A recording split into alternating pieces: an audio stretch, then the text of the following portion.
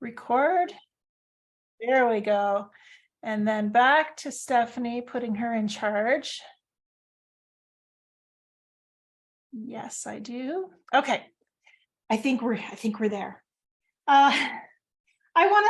Before we start, I want to just say a special welcome to so many of the familiar names, students who have taken workshops with me before, former members of my Heart-Led Artist community. There are people who have taken in-person workshops with. Dawn, I saw your name pop up, and it was really fun to paint in Tucson together in January, not that long ago. We are building relationships because we care about this beautiful medium of watercolor. And we care about being the artists we really want to be, the artists we dream of being. And I think we have so many more possibilities than we know that we can create. I think we have so much more potential than sometimes we allow ourselves to embrace. And that's what this workshop is about, is letting you open the boundaries just a little bit wider, stepping out of maybe some of the fences you've built for yourself. A box can feel very safe, but it really isn't, it gets smaller as we grow, I think, is the thing. And so as you think about growing as an artist, part of that is about tearing down those boundaries and seeing if we can't just go a little bit further. So I'm going to be demonstrating some of the strategies I use for moving past a literal version of the reference photo. We're going to be looking to develop an abstracted, or at least a much looser version of the scene. You've seen the reference photo, and I actually taught a much more literal version in the beginner workshop, but I'll show that to you in a minute. And we're going to be talking about composition a bit, and recognizing that composition is a tool, it's not a rule, and it is an opening door to improvising and building your painting around understanding that foundational composition.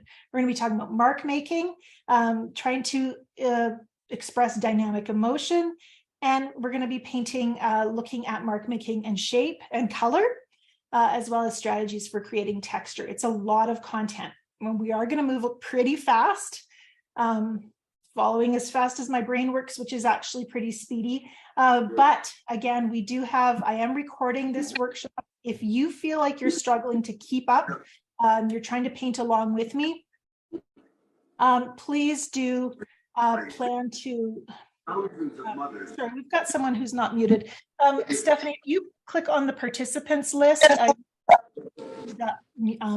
anybody who's on the left or the right hand side, and correct that. I know sometimes we don't always realize we're muted. I'm just keeping an eye on the chat myself, and Stephanie will be watching for questions as well. Okay, we are covering a lot of ground today. This is being recorded. Like I said, if you feel like you're not keeping up very well, or if you're feeling anxious about trying to paint along with me, give yourself permission to just watch and take it in. Think about this as a big 2-hour demo that you can then revisit. And when I'm teaching in person, I do a lot of these demonstration paintings and talking about these personal style concepts. And then you have to go back to your painting space and try to remember everything I've shown you.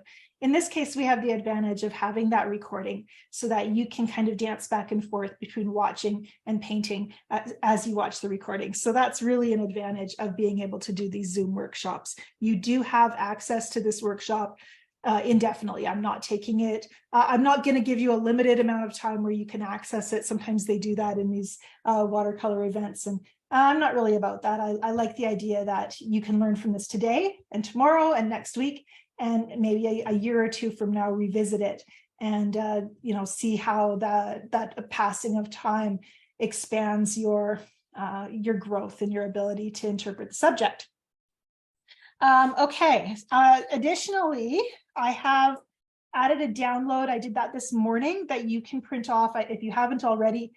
In the course content, you can actually print off some notes that will kind of go along with and reinforce what I'm teaching today. The idea of kind of the foundational basis, what to focus on, and then also to trust your taste and what you care about and what you want to see in your painting. So I'm going to switch the camera over in just a moment, and we're going to talk about, or we're going to take a look at some of the different strategies I've used for painting this subject. But I wanted to read a quote to you first that I stumbled across on social media earlier this week. And it's a quote from C.S. Lewis, and he's talking about experiencing a work of art.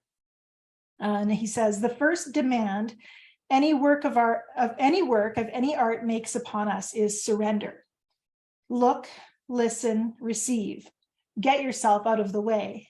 There is no good asking first whether the work before you deserves such a surrender, for until you have surrendered, you cannot possibly find out. This quote resonated for me because I do think that when I come to the studio, a lot of what I do while I'm painting, before I paint, is an idea of letting go. I have to come in to paint and recognize that in this painting process, there are a lot of unknowns. I don't know what I'm making today. I don't know if it's going to turn out.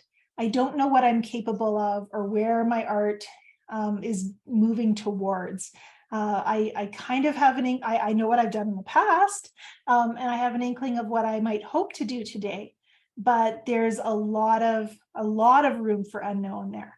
And so this idea of surrender, look, listen, and receive is very critical to how I paint, because it gives me the opportunity to be noticing what's happening in front of me, to take it in, and then kind of figure out what I'm going to do with it. And I think that's really critical to this idea of personal style, intuitive painting, self-expression is a responsiveness to what we see on the paper. So that's the focus today. I have a stack of books, and I'm going to pull them out towards the end of our session.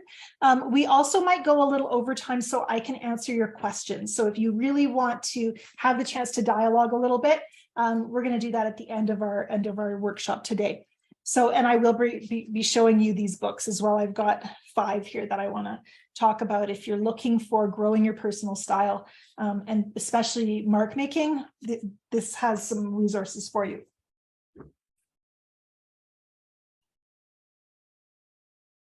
But let's look at some paintings first of all. I'm going to switch my camera. First, I'm going to pivot it. It sits over my work surface, so I have to turn it. And I don't really want it dangling above my head when I'm trying to talk. Still crooked. Let's try to get a little closer. It's so funny because with Zoom, I tested my camera before I turned the zoom on, but when I'm on Zoom, it gives me a bigger table space than my other camera settings. So now I have all this extra stuff around the edges. So you're just gonna have to ignore that. Okay, so let's take a look at what we have here in front of us. First of all, I have sketched our reference photo, and I have the reference photo nearby as well. And I've been working with this subject for a little while. Stephanie told me she was a good student and she actually painted this yesterday, I think. So she's already had the opportunity to work out some of her, what would we say, stiff muscles, maybe if you're exercising, you want to get those kinks out. And here as painters, painting a version of the scene helps us get started. It helps us to know what we don't know yet, or what we might, areas that might feel like trouble areas that might be harder to interpret, or areas we might want to simplify. I did a little pencil sketch, and that was helpful for understanding those major shapes in the painting.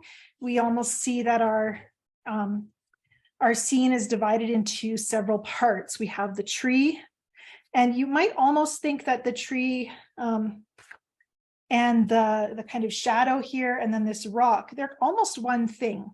So in fact, this whole section could be one thing, the stuff in the front. We've got the water, which is a second thing. We've got background golden leaves, which is divided into 2 places, but it's still kind of one thing. And then maybe this shape, which kind of breaks up our scene and gives us that horizontal shape for landscapes. So when I think about this painting, if I'm thinking about it in terms of shape, or my subject rather, I'm thinking about those major areas that I might want to break down my scene into. I'm very much thinking that my tree is a priority for my painting. And I did a version in my sketchbook really rapidly. It's a handmade paper sketchbook, so it's got a lot of texture to it, and that means I don't have the freedom of a lot of detail. And I really like the dynamics in this. This feels like plein air painting to me, and that's kind of fun to notice.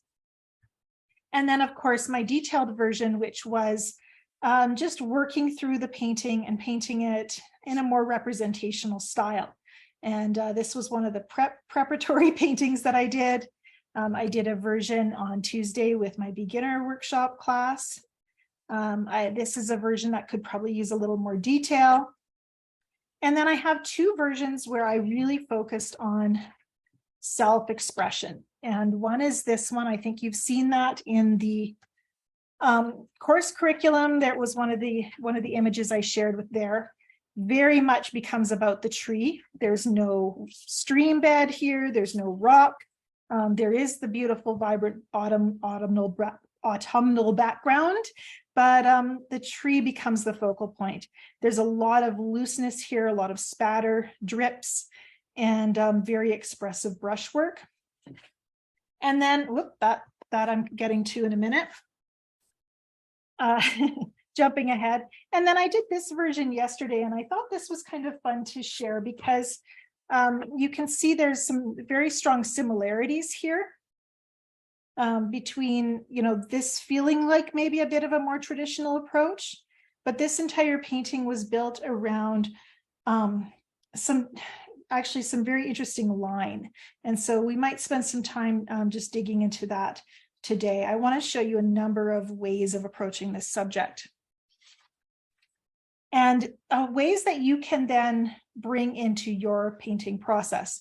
Now, what I find is really interesting, and I really want you to think about this, is I have started thinking over the years, as I look at all of the paintings that I've done, I've really started thinking that I am not just painting a painting today and a painting tomorrow, and every day I'm starting over new. Rather, I am continuing something that I started 28 years ago. This has been an ongoing conversation, an ongoing aspect of my life has been painting in watercolor. And so every painting is contributing to that conversation, to that growth and development. And so what my painting, and in one sense, the paintings I'm making today, then they owe a lot to the paintings I've made in the past. Everything I know about painting trees, I got to bring with me into these paintings.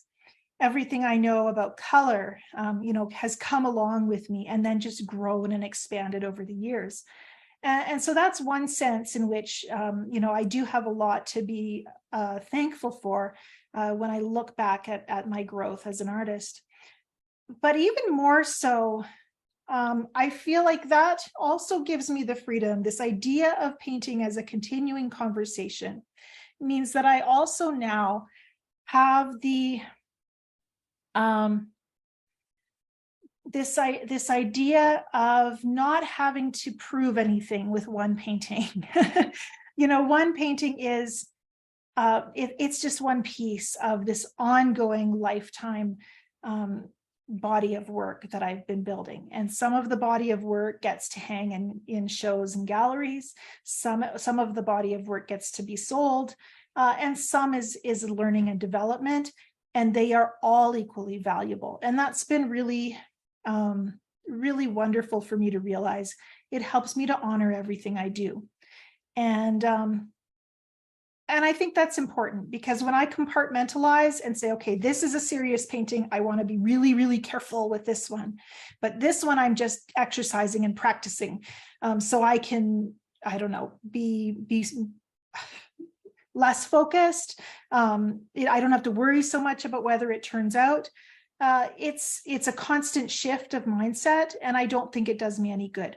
So I've really felt like it's beneficial to be recognizing that everything I do is equally valuable. It all has a place in this lifestyle body of work. And so as I go to paint today with all of the unknowns, wanting to paint with you something that's expressive and dynamic and loose, having some versions that I'm very pleased with. I wish you could see the detail in this painting. There's some really beautiful line here. That flow at the bottom where that rock is, every time I paint this scene, I realize this rock has become more and more important to me. I love putting it into the painting, and it actually really contributes something that that I've really enjoyed seeing come out in my painting. So early versions, you can see this one doesn't have a rock. This one also doesn't really have as dominant a shape there, and neither does this one. But boy, when I put that rock in, it just, to me, it just feels really good. So and the way it kind of extends from the tree and kind of finishes the sentence, to me, that makes me very happy. So you know, every time I paint this, that means I'm building on that body of knowledge. So let's talk about, oh, right, one more version.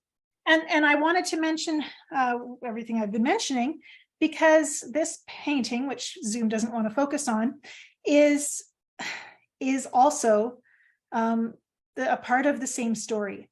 And I think when you're working with one subject and then you kind of deviate, you take a break and you start to paint something else, it still is informing whatever you're doing. My mind has been in that tree, you know, in that forest with that tree and those foliage and that water. And when I come to paint this, I was still thinking about that big shape, and then maybe some another shape over here. Just even placement of my elements felt like it was being informed by that previous painting, even though this looks very, very different. And they're related somehow. And I don't even really have a good way of defining it, but I know there's connections there, and that's a good thing. So let's paint. I want to talk about mark making, and I need to find where my notes disappeared to. So I mentioned as we looked at the drawing that the initial drawing, we can divide our reference into multiple sections. We have that large tree shape, which is, of course, very critical to the painting. And so as I think about painting that large tree shape, I want it to be strong and dynamic and bold. Just going to moisten my palette here. I will not be using all the colors here. And really, the colors that I'm choosing to use today are secondary to the strategies that I'll be demonstrating for you. I would really encourage you to use the colors that you enjoy. And yeah, think about just what colors feel most intuitively correct to you. We want to make room for noticing what's happening on the paper and then responding to it. Because we're on Zoom, I've been experimenting with just drawing this little black border around my paper so that the camera knows what to focus on when my hands aren't in the picture. I'm hoping that will work well, because sometimes Zoom gets a little confused by the white paper.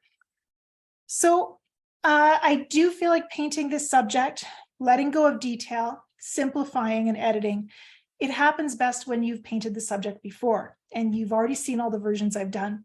So as I think about painting a new version, I want to start by thinking about painting a version based on those major shapes. And so I've moistened my palette. I've chosen a brush with the long bristles. This is my Escoda Versatile number 10 rigger. I have others I could use. This is just a Japanese kind of, I think it's a calligraphy brush maybe. And I think they use like a goat hair or something. And then I have my Levinson brushes. This is their large, I think it's their 1.5 inch goat brush. And you can see it's got also those really long bristles. So I like a brush that has long bristles. This particular brush, it started to age a little bit. There's a lot of like little split ends in the hairs. It happens, but it still makes beautiful marks. You know, I like having a big brush that can fill a large area quickly.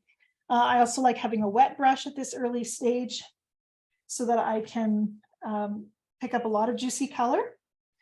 And I'm going to, because I've painted this subject several times, I can use that knowledge now to start. And one thing I know is I really like using this Aussie red gold for my autumn foliage. Put a lot of water in there. And I think I'm gonna, to encourage me to be loose, I'm gonna moisten my paper a little bit and just put some beads of water on it. And I want to start as I mean to go on, and that means starting with some looseness. Yeah, it doesn't want to focus on the droplets of water. They're just beading up on the paper right now. As they sit, they'll start to soak into my to my water or to my paper. This is about a 9 by 12 inch paper. It's made by Arsh, and it's just a cold press. And I'm going to hold my brush sideways like this to remind me to be loose and not out of control, but just have less control. And we're just going to start by getting those major autumn shapes into the painting. I'm going to actually even go right down into the area that might be leaves coming in front of my tree, and just get those two major shapes down. And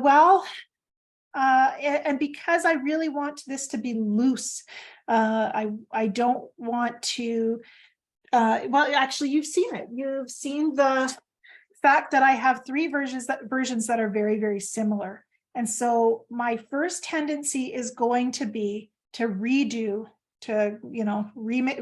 the wheel and just paint the same scene again, knowing what I know. So at some point in this process, I need to shake things up and push myself, so that I'm forced to do something else. And so you can start with things that you know will work, but then think about changing gears fairly rapidly. I'm going to add more water. And if I'm thinking about changing gears, what's a good way to do that? Well, let's introduce a different color. And my first instinct today, and it's different almost every day, is to go into my cobalt teal. Actually, I don't think this is cobalt teal. It's turquoise green. It's made by Sennelier, and I could tell that it wasn't Daniel Smith's cobalt teal because it had a little skiff of honey on top. Sennelier has a honey binder, and so it tends to, there's usually a little skiff of the stickiness on top with the Sennelier. So I've got a juicy amount of that on my brush, and we're just going to push out of the comfort zone with a little spatter. That's not as much spatter as I would have liked. That sticky Sennelier also makes it not want to spatter much. But we're going to see if adding some of that turquoise green, some kind of turquoisey color, will maybe change things up a little bit and push me to improvise in a new way. And truthfully, I'm not feeling it. It's still too traditional or something.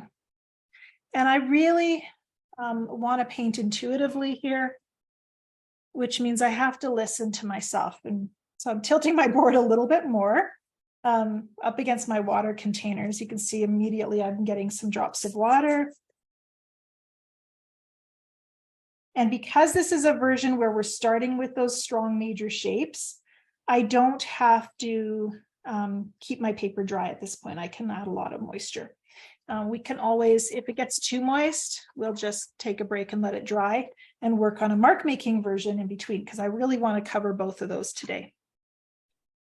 So noticing the colors, the turquoise green is actually quite lovely with the Aussie red gold.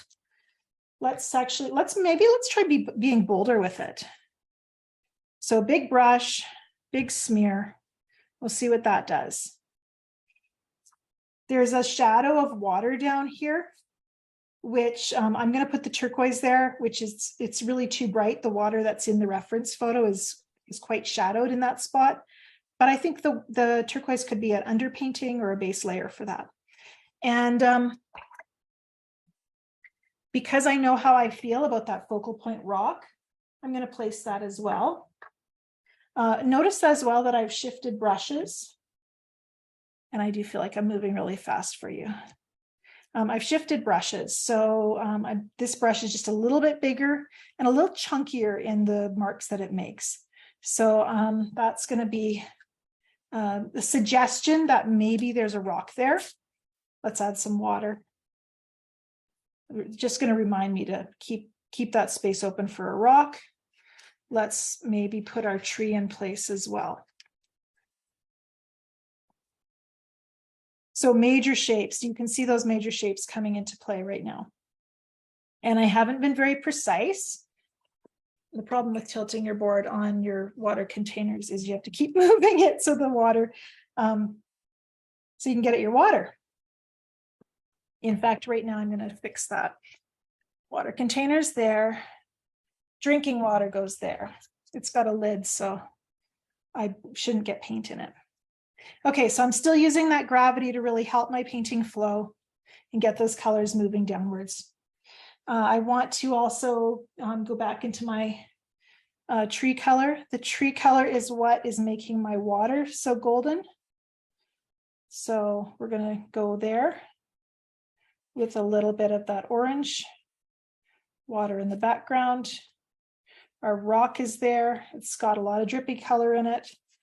And that all is allowed. Everything that's happening, we're going to let it happen. And this is a much darker orange than what I have in the background. It will lighten a bit as it flows downward, but I could decide to maybe balance it out by just going a little bit darker with my major shapes up here. Because they've been sitting soaking in, I can throw a little bit more color up here. My reference photo says my colors are more golden, and there's some greens in there, but I'm trying to simplify, trying to see if I can get away with a little bit of exaggeration. So how does that feel? Where am I at? This is what I want to think about at this stage. I've got a lot of water on the paper. Most of the paper is covered with paint. There's a few open spaces where I know there's going to be some shadows over here. This is going to develop into a rock eventually. There is going to be shadow here. Maybe we should not leave white space where we know it's not supposed to be white. So let's just throw a little bit of color in there.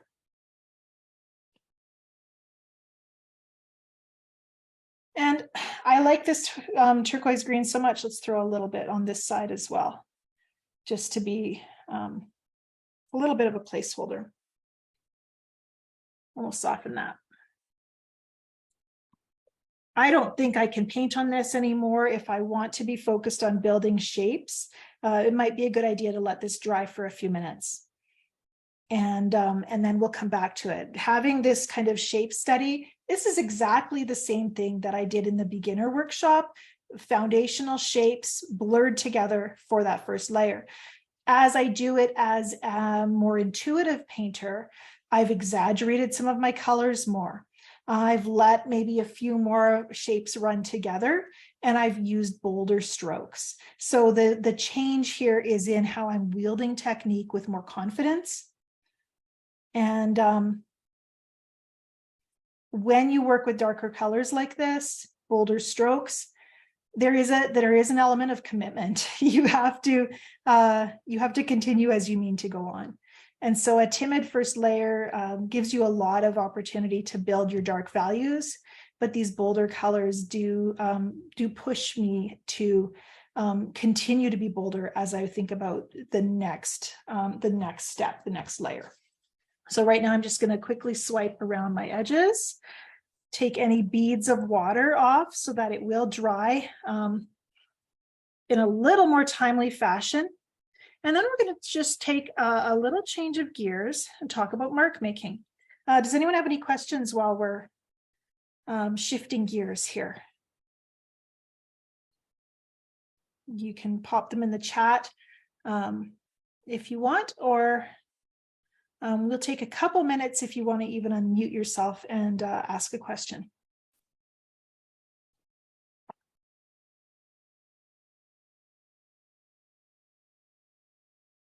I think I'm just making you work too hard. Everyone's too busy to ask questions.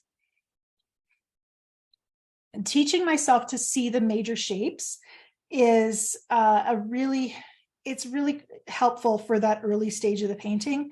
And it's also helpful if I decide that I don't want to do a version where my whole piece of paper is covered, where I'm focused on the focal point, the main tree, and everything else gets simplified. I still want to think about those major shapes. I still want to kind of break down my painting into those sections so I can think about how to paint. Trudy's asking if I worry about hard lines at this point. I am very conscious of my edges, absolutely. So excuse me, that's why I filled in this area with a little more of that turquoise. I knew that leaving the white was going to give me more edges. There are edges here. There's white space. And I don't know why I'm keeping it there. In my reference photo, I see kind of a sandy or the dirt on the shore and leaves and shadows. So I could add a lot of color there. But I also really like the contour of the leaves that I have painted in the past. So I think I can have some fun with more lines there to make it more interesting. And I feel like the lines here give me that impression of water. So I like those lines. This line is going to be a real placeholder for my tree. So that's going to be really helpful as well. And, you know, the interesting thing is that it's not just these very crisp, dry lines that define my painting, but I could spritz a little water onto my leaves here and create texture. The paint is damp, but not dry.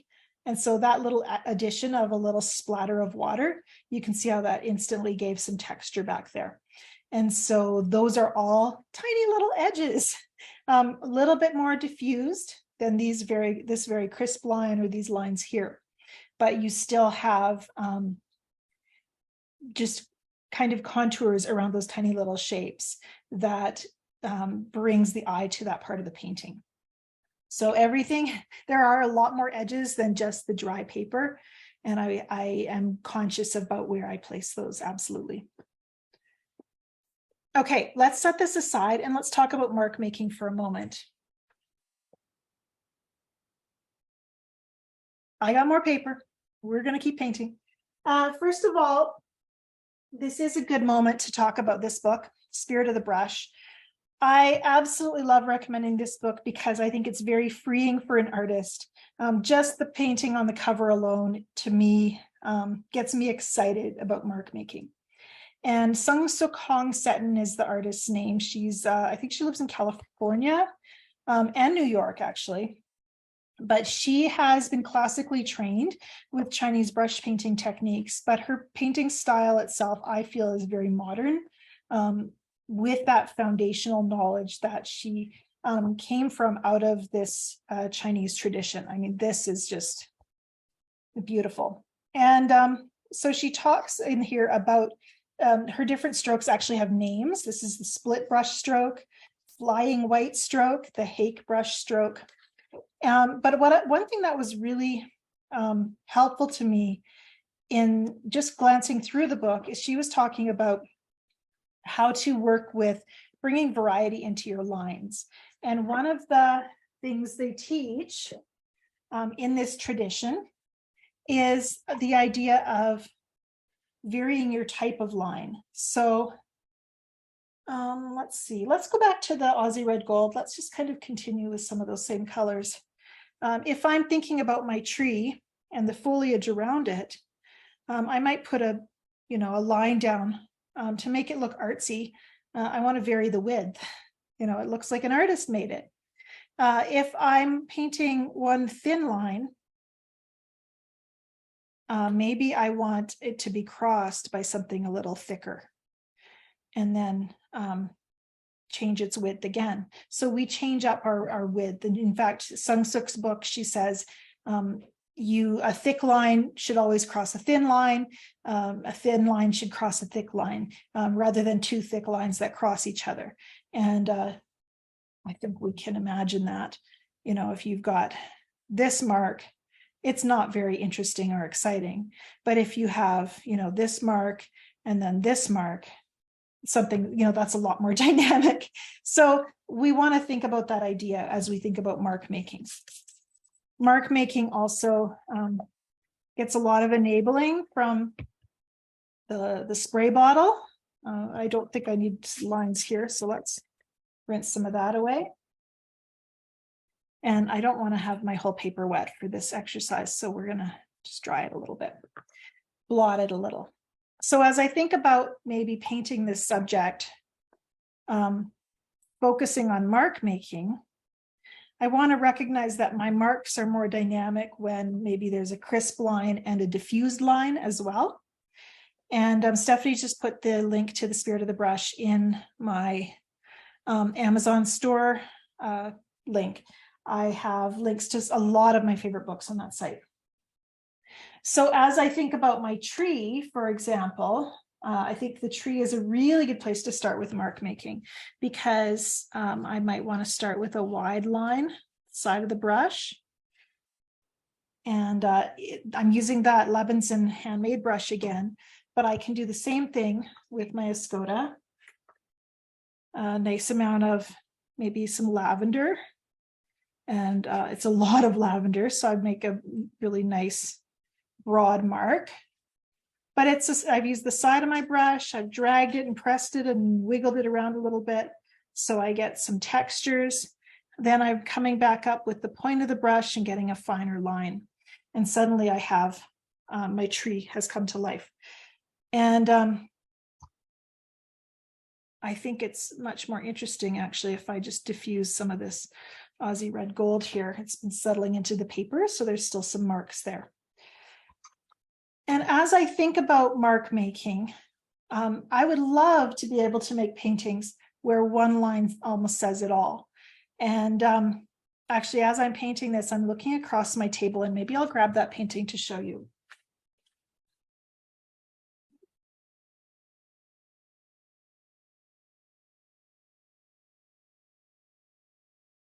This little study I did on location in Asheville, North Carolina, when I was there this fall. And it's my favorite thing that I did in October, I think, because it's so evocative. It's, that one tree trunk. We don't really have anything that really suggests branches. It's diffused in a lot of areas where it kind of blends into the background, but there's just something really special about what's going on here. It's simple, and yet it just feels, to me, it just feels lovely. And there's some little kind of diffused marks in there. Actually, I'm going to show you those again. These marks right here are just, they're tiny little marks, and yet they have a lovely power to them. Yeah, the texture of the paint has a power to it, has a life to it. And so I think we tend to, when we think about mark making, we give ourselves a little too much credit. What I really want to do is let the brush do the work. Let the paint do the work. Let the different tools that I'm using do the work. That's why I bring my spray bottle in. I mean, what a way to humble myself and to take some of the control out of my own hands. So as I've just sprayed that, now is a really good time to let go of some of the, let's get this done in 2 hours kind of urgency, and just look at what's happening on the paper. I don't have much here. I have lavender, I have Aussie red gold, and I have water. I've got a little bit of line. I've got this big broad stroke. And if your strokes aren't fantastic, if you're not loving them, there's other tools you can use to help you. This is where I bring out Scruffy, and Pam's going to start laughing, because I know how she feels about my brushes. No, we have this brush came from the hardware store. It was just, it was about $1. And it's a stiff brush. It's made for working with house paint. It's not special, but it does it forces me to let go of control, and I can bounce it. I like the ends of this brush, so I'm probably not going to soak it with paint all the way up to the ferrule, but I can, make some marks that remind me that watercolor is doing just fine on its own, and I can have a little less control. And let's just chase this a bit. Okay, so we've got our shapes. Remember that in my first version, we had divided the painting. We have background, we had major tree. There's more background over here. And even though I haven't painted the Aussie red gold, we can still think about our background parts being connected to each other. I'm going to bring my tree down, I think, to be wider. This is just half of the tree that I've painted so far. And that's really pretty. I have no idea which green I used. I think it's one from Rockwell. Yeah, it's their Onat Diamond Yellow. They call it yellow. It's green. And let's make some little wiggles in there. So, you know what? I can tell that I just looked at Sung Suk Hong Seton's book today, because after looking at her book, my marks become a little bit more like hers. We're so easily influenced. And that's okay, because I'm also learning how to pay attention to what my heart says it wants to do. Let's bring in some of the cobalt or the turquoise green. I think that little wash of turquoise green will connect my Onat Diamond Yellow, and that's going to pull those shapes together. And let's use the side of the brush and do some of that same kind of smudgy unpredictability. Now, in my drawing, we should keep pulling that out. In my compartmentalized drawing, one area that I feel like is kind of important is this little horizontal section. It gives my creek a stopping place, and that helps people make sense of the painting, even though it seems like not a very important part of the painting. The job it serves is kind of important. So let's just see if we can't put that in there. Just that little line. So we've got that placeholder. And I'm really trying to take my time here, because that gives me the chance to interact with the painting, for this to be a little bit more relational than it just Angela has to make all the good decisions all the time. That's a lot of pressure. I'm not up for it. A little more Aussie red gold. I do want to have that lovely, because I've taken my time, the Aussie red gold is really soaked in here. Those early marks I've made are actually gone. The paint, because I'm holding my brush weird, it's dripping down my hand.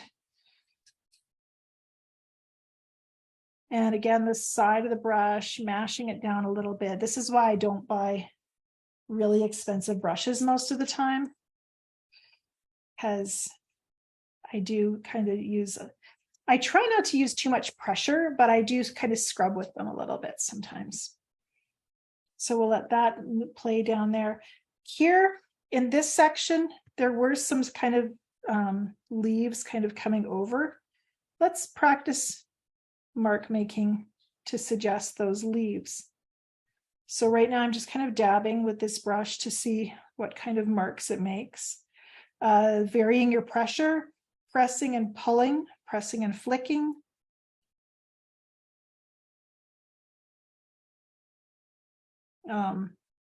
Coming with a little extra water, diffusing some of those shapes maybe. There's a drip. I dripped on my paper, I didn't even notice it.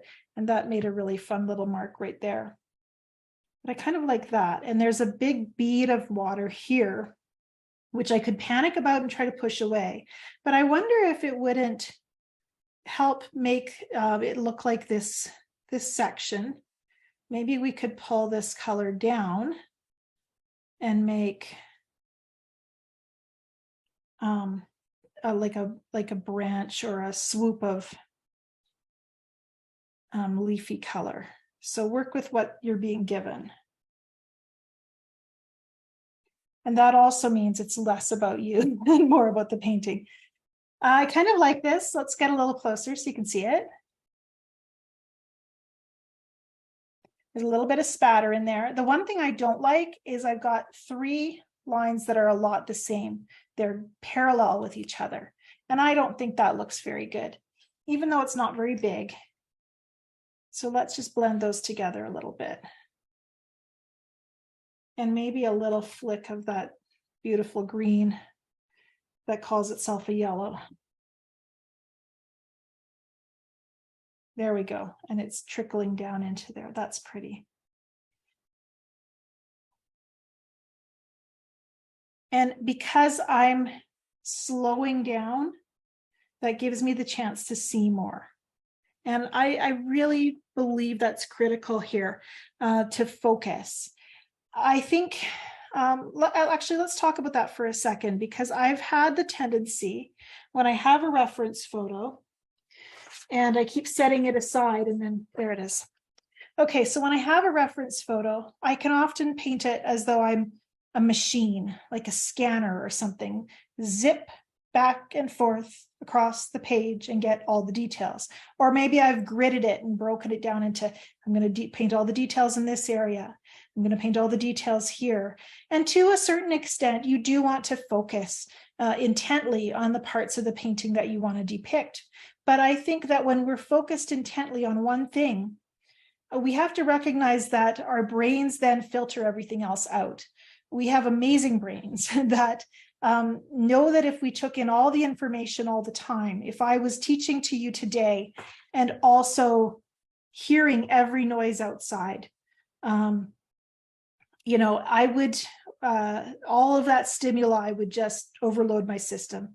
So when I'm teaching, I'm focused on that. I might not even hear if somebody drives onto my yard, or if my dog if my dog decides to bark, I'll probably notice, but there's traffic on the highway and I'm not hearing that because I'm very, very focused on this space right now. And when we're standing in nature, experiencing the landscape, I may have been studying this tree and this rock and the water, but there were probably a lot of details that were getting filtered out. And so I want to be aware that when I'm zeroed in on one part of my painting or on one aspect of my subject, there's a lot of other stuff that becomes peripheral, that's not noticed and is filtered out. That means I can simplify how I paint those things.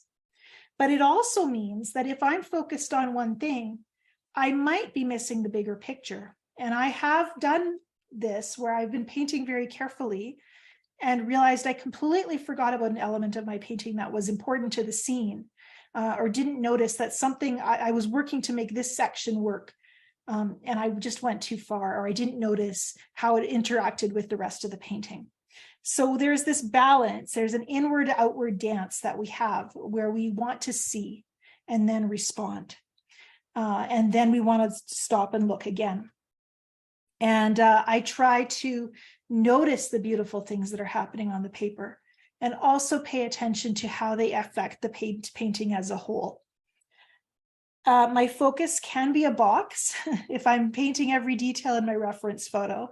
And if my focus is on my reference photo, I might miss out on seeing the infinite possibilities that are happening on my paper, finding that new direction.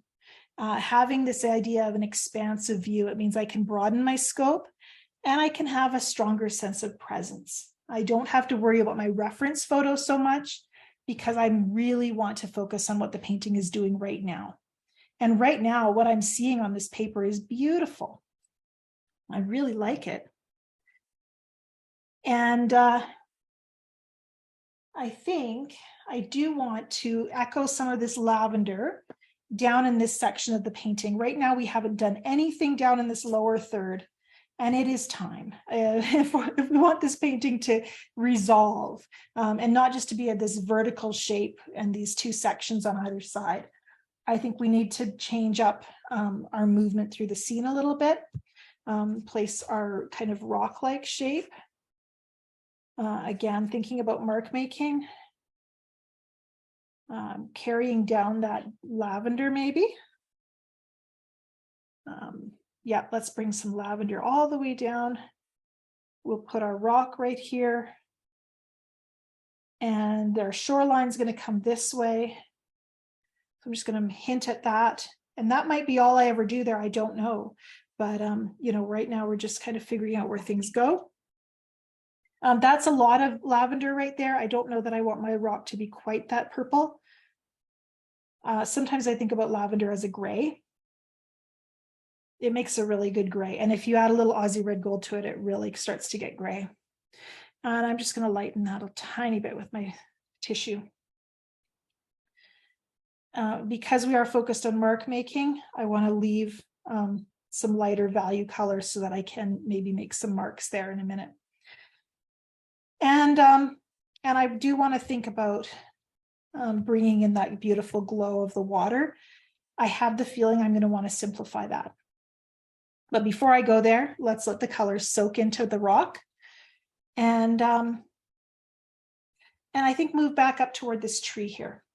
I want a brush that's going to give me, I still have green on this brush. I feel like I should use some of it. I often set a brush down without cleaning it, and then sometimes that results in some very interesting surprises. You know, Sung Suk's book reminds me that marks don't have to be organized. They can be pretty raw and random. I like some of this stuff that's going on in here.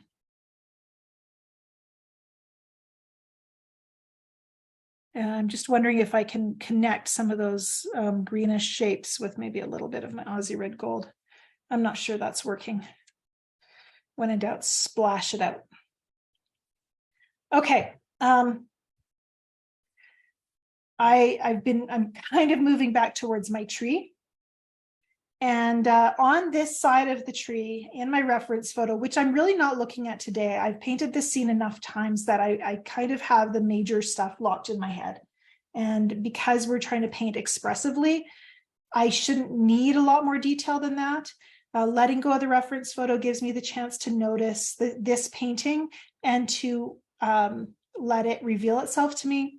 It also gives me the chance to let this painting evolve independently of what the reference photo is bossing us around to do. That reference photo can be pretty dogmatic, and we don't really want that.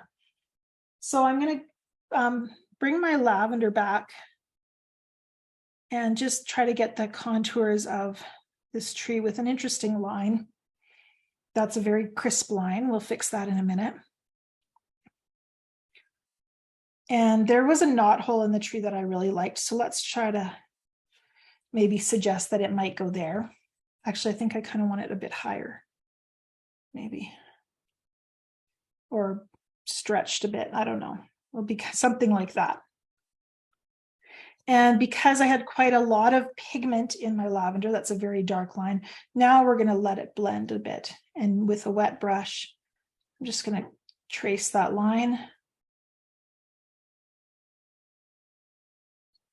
And then maybe back up a little bit. I really like thinking about watercolor paint that it was, you know, powdered pigment.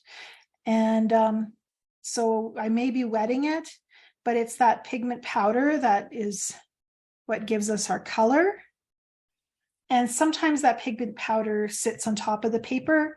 Some of those colors absorb into the paper. Some like to move, and some are heavier and they sit into the texture of the page. And all of that is good to know and notice, because when you add that water, it starts to, you know, it will affect how that pigment moves.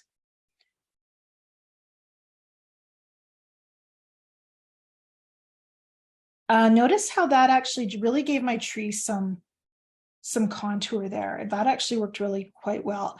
My tree almost looks three-dimensional, even though I've only painted it in lavender right now. I'm just going to notice it, just taking it in. My memory and my reference material told me that there's some very dynamic shadows at the base of this tree, and that really helps the tree to come alive. So that is on my next to-do list, I think. Because I've got these beautiful little golden leaves here, it's going to be a challenge to paint dark shadows that fall behind those leaves. And so I'm recognizing that that's, I maybe made my job a little harder. If I want to have bright colored pale leaves though, I mean, I'm just going to have to paint around them at some point.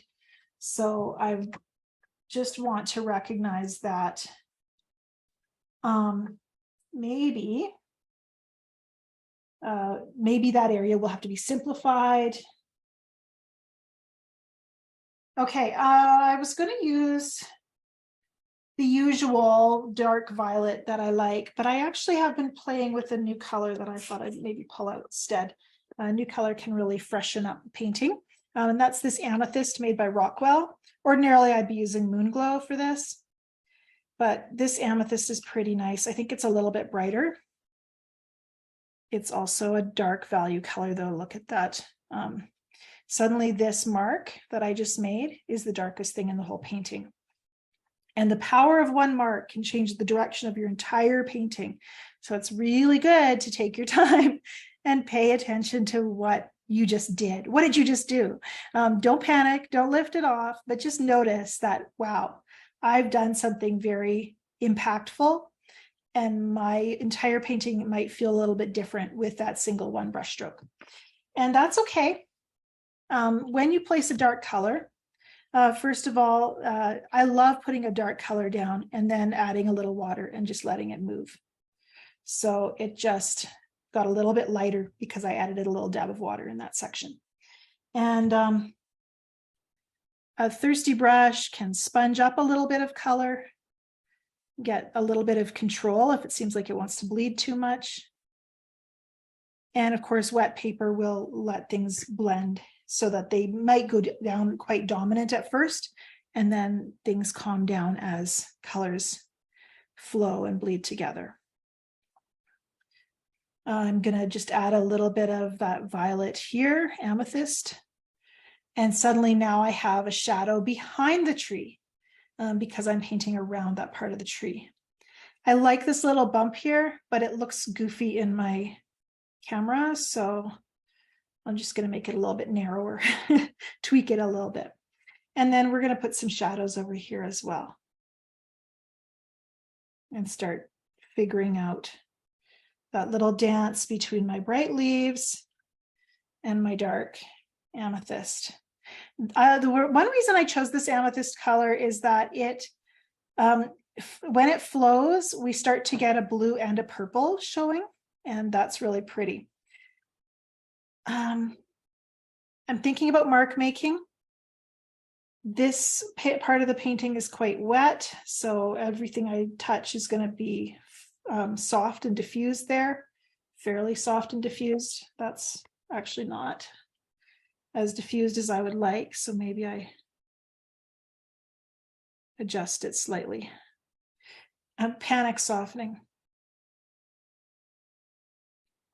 But what I was thinking is that maybe my dark amethyst color could create some tangly roots that would give us that idea of a old gnarled tree. So I'm going to try to place some dark violets to make my yellow leaves pop and to give the idea of roots coming down. So what about something like that? How do I feel about those marks? I'm going to lose a few of my leaf marks, and that's okay.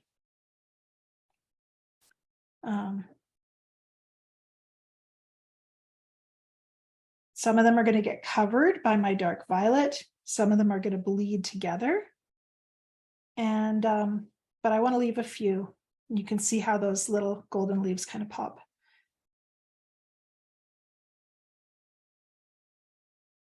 And I don't know if I need to do much more than that. That might be enough shadow to give us that sense of the dark kind of hollows underneath the tree as it overhangs the bank of the creek.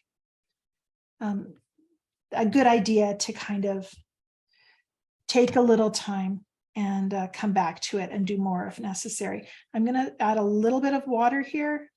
I had the similar kind of parallel lines again, where this line was curving and then the one underneath it was very similar. I don't know why it's so easy for us to do that.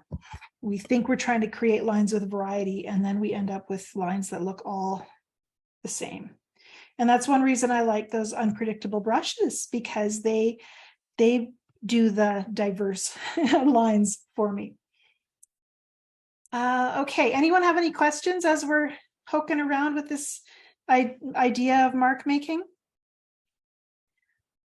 I want to point out that right now, with placing these darks, this is a very impactful part of the painting. And and all of these darks right now are being placed around the part of the painting I like the most, my tree. I'm just going to put a little bit of the dark purple here, maybe by this rock as well. But that's the idea, is anything that's important to your scene should stand out, should pop. And that's what we want to look for.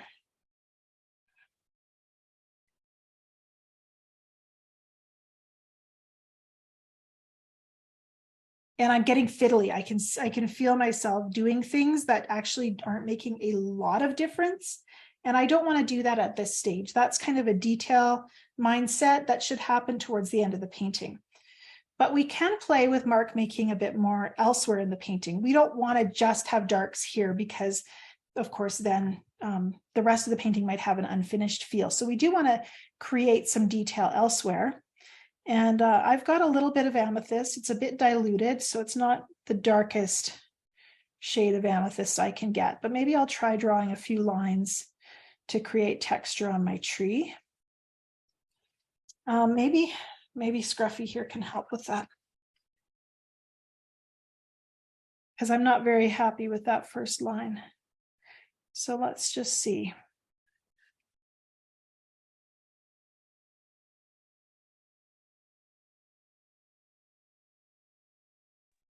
Hi, Angela. Jan and Slantula, can you talk a bit about how you hold your brush and, the handle? I remember learning about you hold it farther away for this, and could you address that? Yeah. Yes.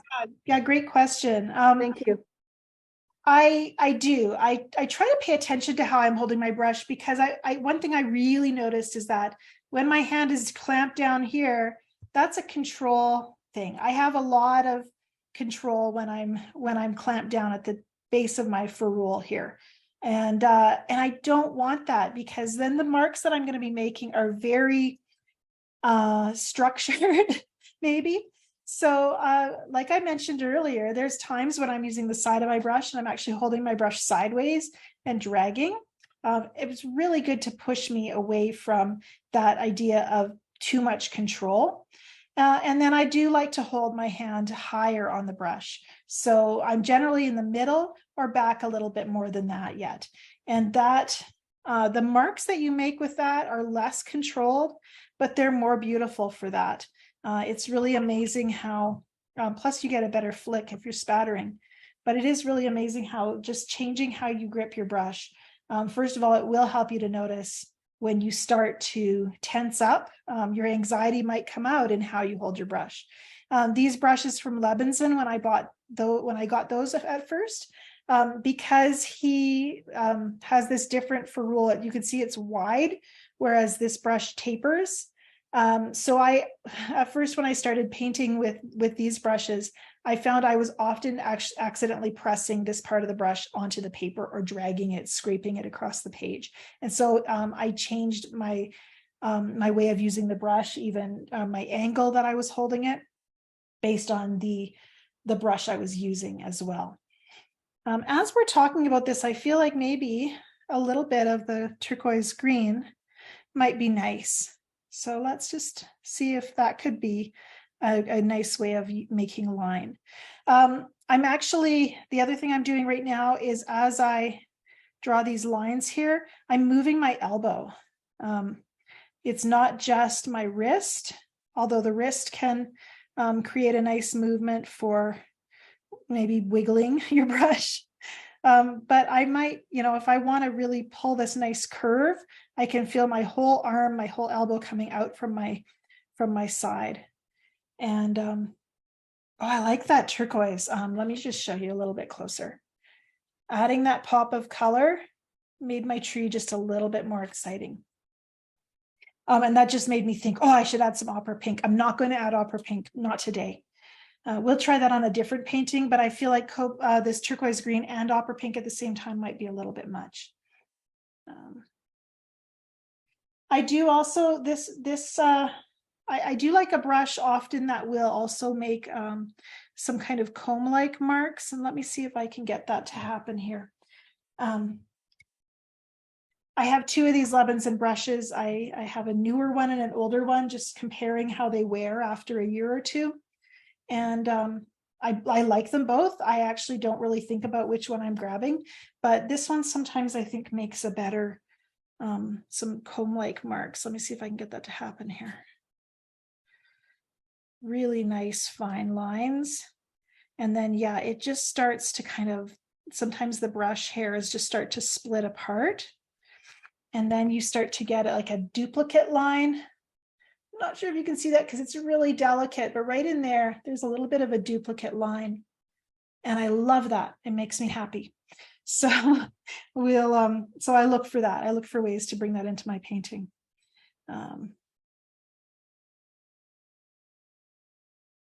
And one thing I should mention, and I actually, in that other version I showed you over here, this entire painting was painted with lines, with this kind of brush, and then I'd put some lines down and I'd spray it. And so there's lines underneath of masses of color. There's a little shadow line I think you can see there, where I placed a dark wash of color, let it soak in a little bit, then you dilute it and let that flow start to happen. So working with line can actually happen from the very beginning of your painting. And that's been really fun to play with.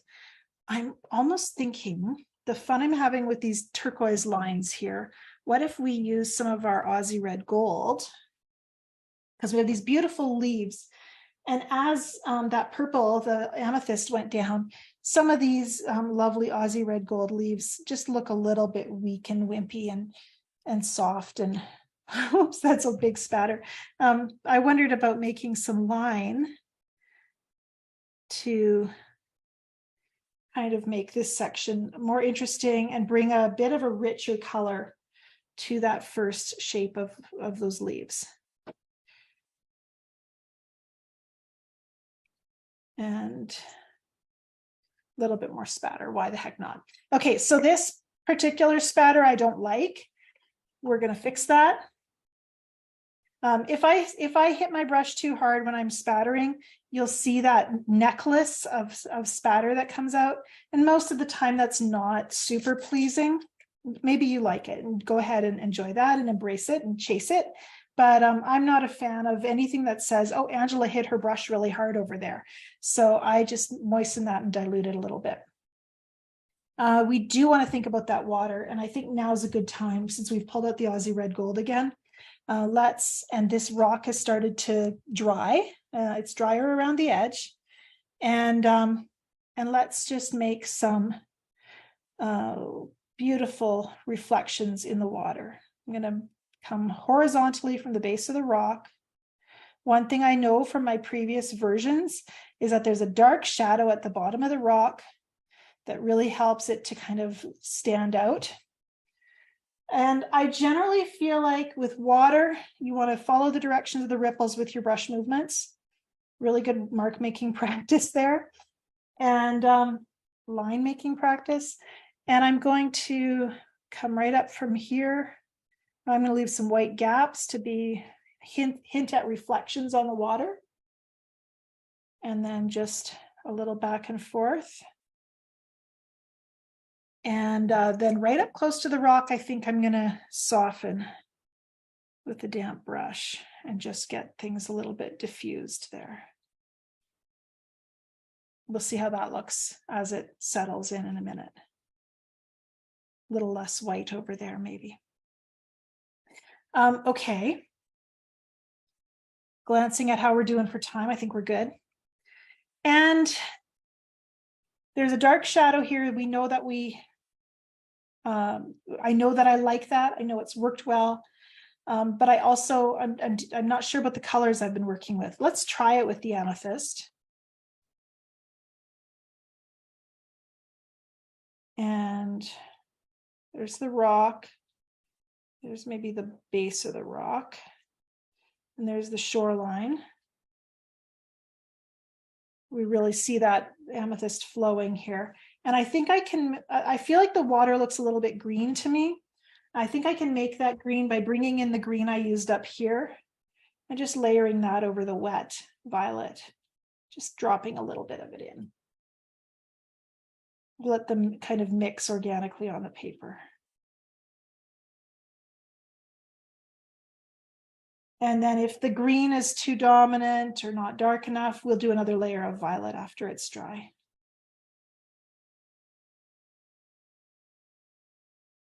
A little bit of shadow on this side. Maybe a little bit of line. A little bit here.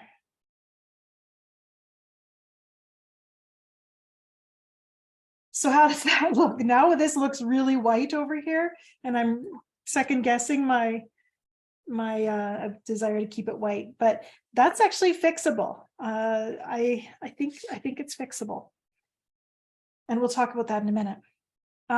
Okay, where am I at? That was a big change I just adding all of that water, and so I need to give myself a minute again, breathe into it. I really encourage you when you're painting, let go of urgency. Yeah, I know your painting's drying and you want to get it done. But if you can avoid leaving hard edges, like of course, if you're painting a sky and the left side of the sky dries before the right side is done, you're going to have a problem. But if you're painting something like this, where we're kind of piecemeal all over the paper, there's a lot you can do, even if the painting completely dries. There's a lot you can do by coming back and working additional layers. And even when you have areas like this that are very crisp, there's stuff I can do to give me a little bit of a just to get this white part to be a little less white. It's not too late. And I think that's one thing we do to ourselves, is we get this idea that, you know, if we miss our timing, everything's going to go wrong. And you know, there's so many options in watercolor, and there's never just one way to paint something. So, you know, this strategy might not make my favorite version of all of the versions I've done, but it might. And it's too soon to tell, actually. So I'm going to notice my hand is choked up on the brush a little bit. I'm going to paint a little bit of line in my rock here and see if I can get some depth to my rock. I just released a little bit of color from this drop of liquid here that was sitting. I'm going to let that soak into the rock. I think that's actually a really pretty color. And I'm just working with a little bit of the lavender, try to create maybe a crack in the rock, a few little shadows. And I can't really tell if this is the top of the rock or if this is the top of the rock. That might need to be explained. But on the other hand, not everything has to be explained. If it's secondary to, you know, the beauty of this part of the painting, then we'll keep it focused on that. And actually right now I'm just going to use a wet brush. My purple has dried, and so right now if I move a wet brush into this section, a lot of the color that's going to just flow is going to be the Aussie red gold. And look at how that just sends that backwards a little bit. Maybe a touch of violet That wasn't very much, but maybe that's enough. That might do it. Okay, so right now, where's the painting at? Let's take a look. Every brushstroke you paint creates new possibilities for the painting, and it changes the painting's identity a little bit. I can, and I have to get to know it. I have to recognize that the painting I have now is not the painting I started with. It's not the painting I thought I was going to have, but I can work with what I have. I have the ability. I've grown the skill. I have the imagination to develop this painting from whatever it's revealing itself to be, if I slow down and give myself the chance to do that.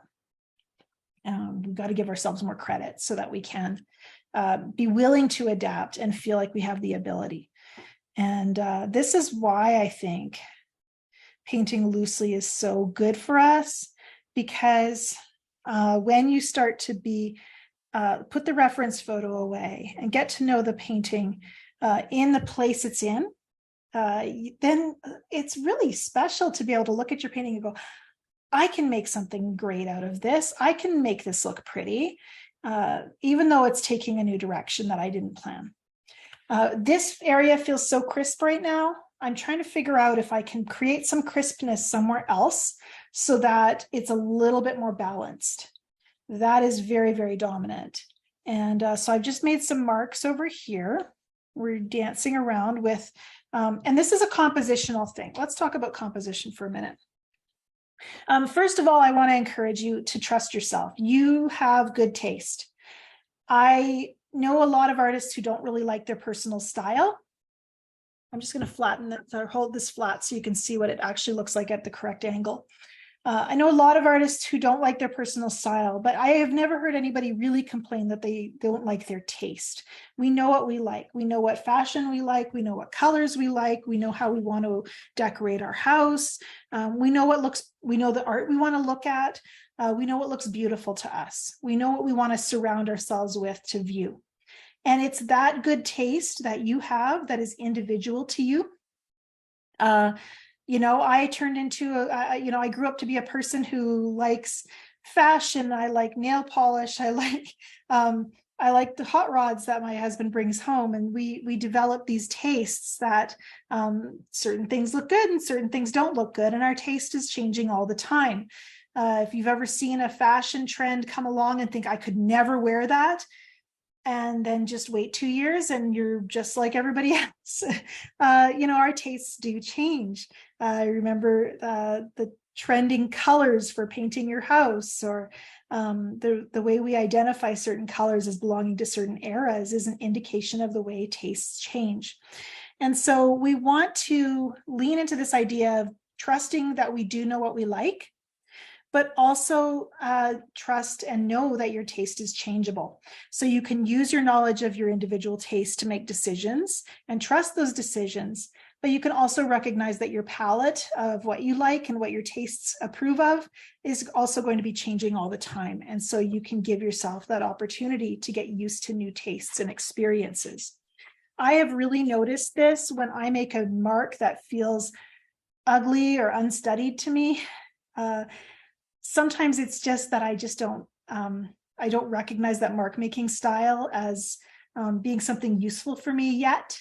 And then down the road, all of a sudden, it becomes something that I love using. This little scruffy brush would have horrified me a few years ago to make marks that look so scrubby on my painting. And now I just think they add so much energy. I don't mind that they look scruffy.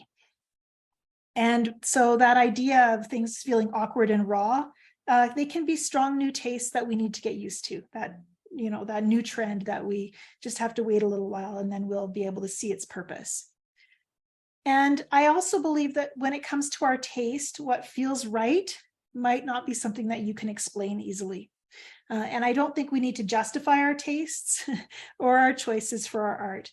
The people who are meant to get it and see the beauty and the value in it, they will get it. So that's this idea of developing trust for yourself. As we are painting, as I've been making marks and then building a painting from those marks, I have been using tools to create design. I've been using my edges, my different lines. We started out with shape, those strong dominant shapes. And we chose colors that would play well together as well. I've tried to create some illusion of texture. We've done that with some different values. We've done it with dry brush. We've done it with pigment qualities, some pigments that are a little more granular. We've done it by varying the size of our marks and by varying the direction of our marks as well. And the water here is really getting luminous. It's really pretty.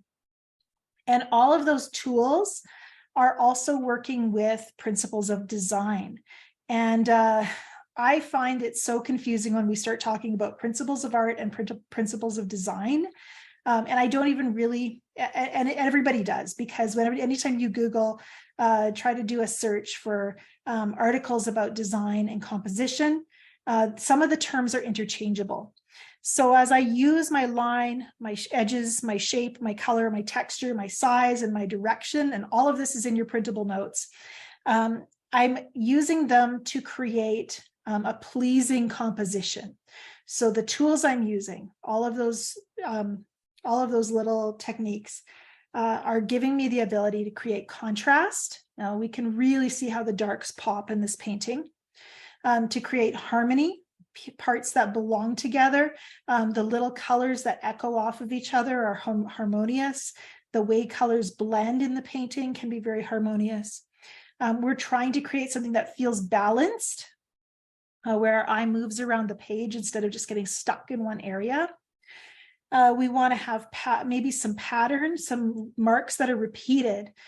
So there's this lovely flow, and that feels harmonious as well. We want to think about proportions. These 4 sections that we talked about the painting being divided into are, the 4 sections we talk about the painting being divided into are different sizes. And, the biggest section isn't always the most important. There's been a question about where to find the notes. Yes, so the recording for this video is in the course curriculum.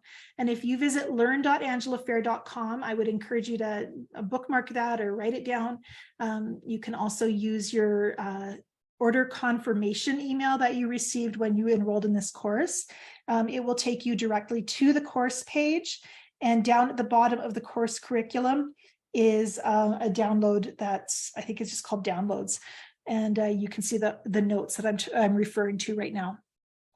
So we want to use proportion and variety to create different emphasis around the page. And that's where we're working with design and thinking about, what am I looking at?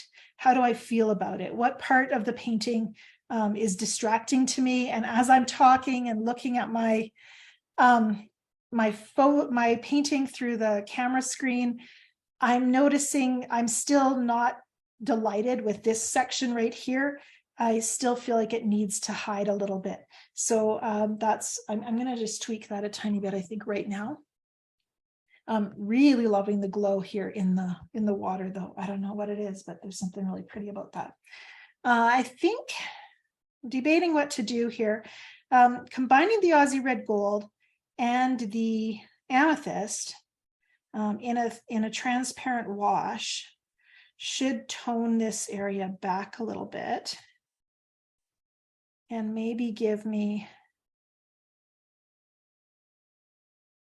because I'm trying not to invite a new color into my painting at this time. I've been painting for a while. I've got a bunch of colors I like. Ideally, I want to continue to work with those hues rather than bringing in something new at this late stage in the painting. So bringing in a little bit of that amethyst might just do the trick. And I don't want to make it too dark.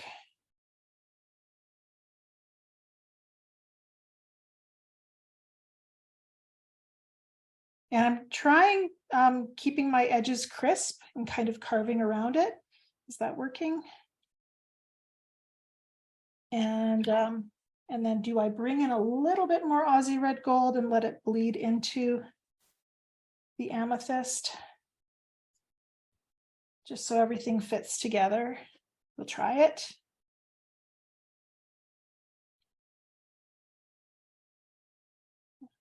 Trying to keep it, and this is trying to restore balance because this part of the painting felt very too bright for and too crisp. It was too many.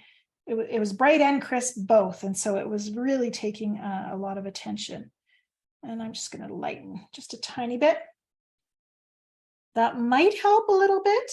I'm also going to carefully paint a little dark line, a shadow line at the base of my rock.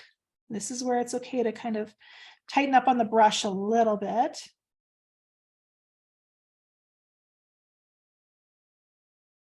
And then maybe bring out those, a little bit of line there too.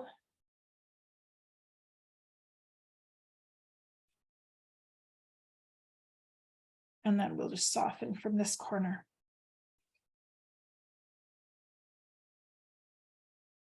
Following, that's the other thing I should mention is that when we wrap up here, we are going to take questions in about half an hour. But after we've wrapped up here, you will get an email from me. It takes a few hours to process the recording for a 2-hour workshop. And once that recording is ready and uploaded to the website, I will send you an email with a link to it. And that link will take you not just to the recording, but to everything else associated with this workshop. So to the printable download and the reference photo and any other resources that I have to offer to share with you for this workshop. I do also have a recommendation if you want to dive into a self-paced course that will be a good next step as well for developing your skills in self-expression. So look at that dark line right there. A little bit too dark, maybe. I also darkened the top of the rock and that shadow behind it. And notice how that took a lot of our attention away from this little section here. So those little tweaks can make a big difference. Paying attention to what your eyes are doing when you look at your painting, really, really helpful. Generally, I do not do that well in a 2-hour painting session. It's so easy to, again, lose perspective, to start looking at things that don't matter, or to start trying to paint every detail, that it can be really, really helpful to take frequent breaks and not to make final decisions about your painting until your painting has had a chance to grow on you and you really get to know it. Okay. I'm just going to set this aside. We have a lot of beautiful marks here. It's very possible, actually, let's just do it. I kind of want to have a crisper line up here, and I can use a big brush and maybe some rapid strokes to make that happen. Oh, give yourself permission to scribble on your paintings once in a while, or scribble on your backs of your paintings and your scrap paper. It's so freeing to see that a scribbly mark, probably too much, can be really, really fun. That one's too bold, but the rest was really pretty. That little bit of scribble can just give you confidence that you can make beautiful marks that look like freedom and dramatic, I don't know, art. This little line here, remember that was critical for making this look like a landscape. I'm just going to see if I can't make sure that is still there, even though we've put a lot of other colors on the painting. There we go. Maybe that will work. And then maybe now that our water has started to dry a bit, maybe a few more little symbols to remind us that this is water. A few little kind of zigzaggy ripples. And zigzag is kind of the right word. You go back and forth a little bit. Here around the rock, we'll get a little bit closer.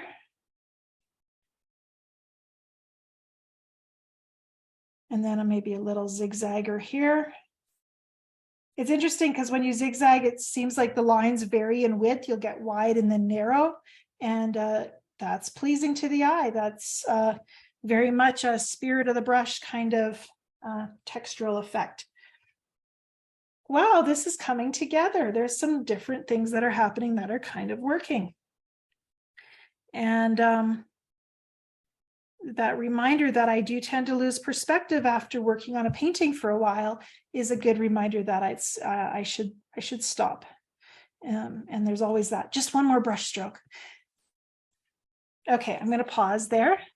I want to pull up that original first wash that we did and take a look at that. Can we use some of what we played with here? And what's a strategy that I can use to take and make something else? Remember, I said how quickly I'm tempted to just paint the same thing the same way. And I have to kind of knock myself out of my comfort zone if I want to shake things up. Even this has a lot of similarities to previous versions that I've done. You know, I've used a lot of similar colors, and but there's little things that change things up. One thing I should point out actually is look at how much more simplified this section is in this painting. And I really like it. It maybe should have a few more details up in here, but simplifying this, I think, works better than all of this, whatever this is. And when you are looking at your painting and trying to evaluate it, after you've tried a variation on a subject, I've got in your notes some questions to ask as you look at your painting and try to evaluate it. Save this for a fresh viewpoint. Save this for a time when you have walked away, taken a break, had a cup of tea, come back and look at your painting and ask yourself some questions. What feels most like me in this painting? What parts am I most excited about? Which parts feel like maybe a real artist made that? I still use that phrase. That looks like a real artist did it. Right now, as things are flowing, this little spot here just got really interesting and dynamic. I'll also ask myself, is there an area of the painting that I don't like or don't want to own as my own? Is there something new in this painting that I haven't seen in my work before? Another really good question is to ask yourself is, where have I been brave? What am I doing that's different this time? One thing that I did that was very different this time was using that amethyst and then layering that green in this section. And I'm really, really quite happy with the interesting colors that has created. Where in the painting was I timid or indecisive or hesitant? And then ask yourself, has that affected the painting for good or for maybe not quite so good? Maybe that has weakened that part of the painting. And the last question that I would encourage you to ask yourself is this painting asking any questions that I could explore in a future painting?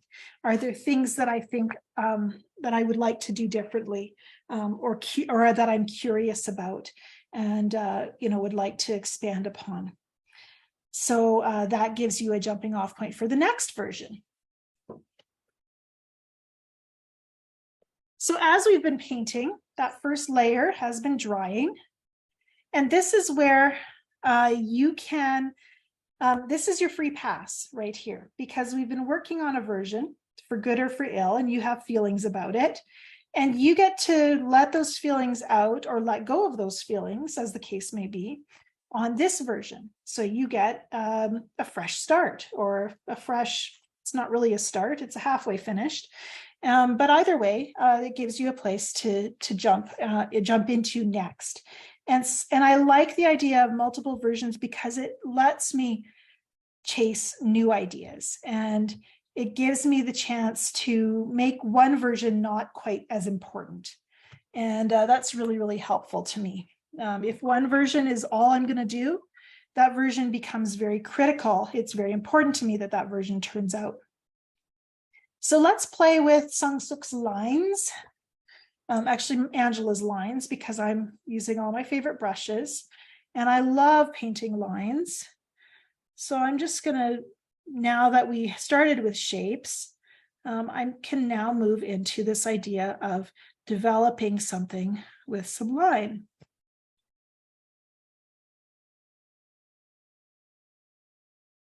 And I bet you were doubtful that we were going to do two versions of a painting today, but here we are.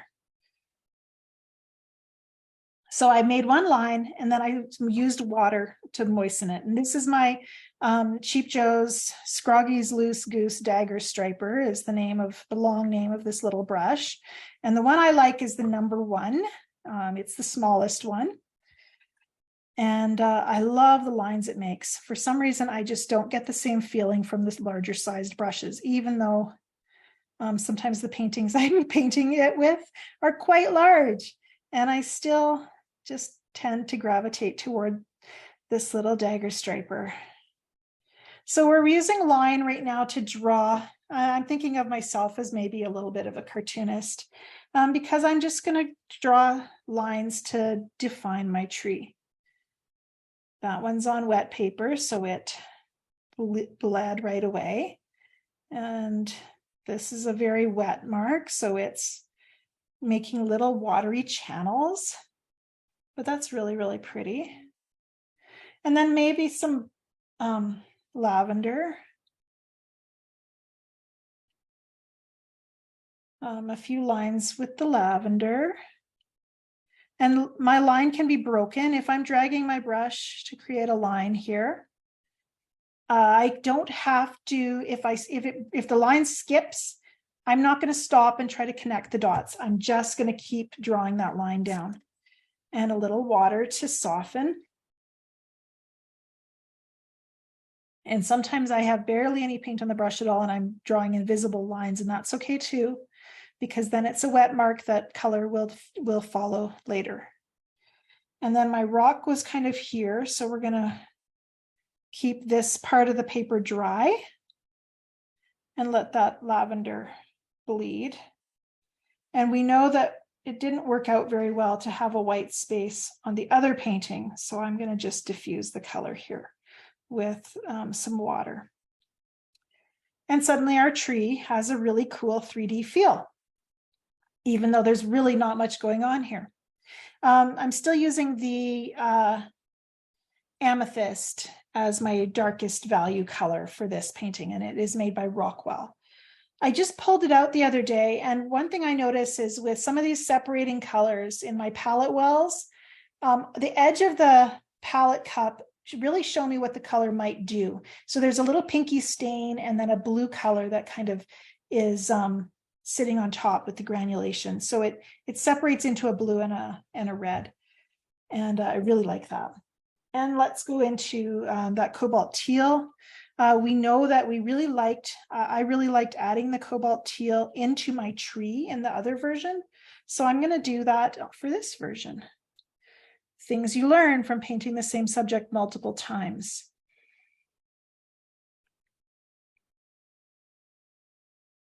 And, you know, that's the whole conversational aspect of watercolor too, is everything I learn in this painting goes with me into the next painting, regardless of whether it's the same subject or not. Now, I'm wondering right now can I paint my roots and shadows under the tree with cobalt teal? See what questions is the painting asking? And I think one thing I really want to mention here is as you're painting today, I have no doubt that you're having all kinds of emotions. You know, you'll place a brush stroke and you make a judgment call on whether you like that brush stroke or not. And if you are struggling to keep up with me, you might start to find yourself getting very critical or anxious about what's happening in your painting. And all of those emotions make it very hard to look with curiosity and openness. And I really, really try to fight that little voice of judgment that says everything you're painting right now is terrible. This is not going to turn out. That's another bad decision. I really fight against heeding that emotion. And I really try to observe with curiosity. That's a learning, a growth-oriented mindset. So, I really like this right now. So I use the cobalt teal to kind of draw my shadow shapes. And then I dropped in amethyst over top.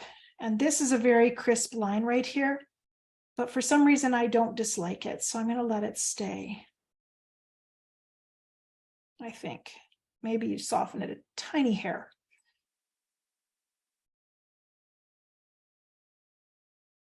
And then on this side of the tree, there were dark shadows as well. And I want to place those. They help the tree pop forward, and they send my distant bushes backwards. For some reason, I'm just using straight amethyst right now. I don't know why, but I'm just going to go for it. And I'm kind of painting a silhouette of a little shrub then. And I'm going to see, this is how I'm rough on brushes. Fortunately, the Cheap Joe's Loose Goose is very affordable. So, and this is still the same one I've had for like 15 years. So, so far it's still holding up. That's a big droplet, just randomly on the page. We'll make it fit. Little spatter. Apparently, the question I'm asking myself with this version is, can I paint this whole scene without using any green? Because I haven't actually pulled out any. I mean, the turquoise green does have green in the name, so maybe this is a version with just turquoise green and no other green. Just curious.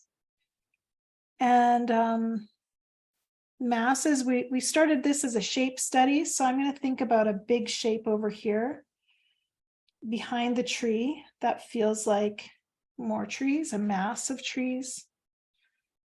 And it's the Aussie red gold. And when you layer Aussie red gold over more Aussie red gold, it just gets to be a richer color.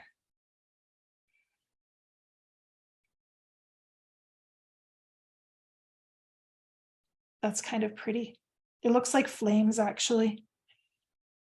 I'm okay with that. That's a nice symbol for a landscape painting. Trees like flames in the autumn. Artists are allowed to get away with that kind of metaphor. Poets too. Paint some tree branch or tree saplings, maybe. Practicing my ability to paint lines. This feels, do you notice how this feels a little more whimsical? My lines have gotten more simplified, a little less, they're bigger, they're more connected to each other. Rather than having a bunch of small lines, let's paint some reflections in the water. I feel like there's more connections happening here.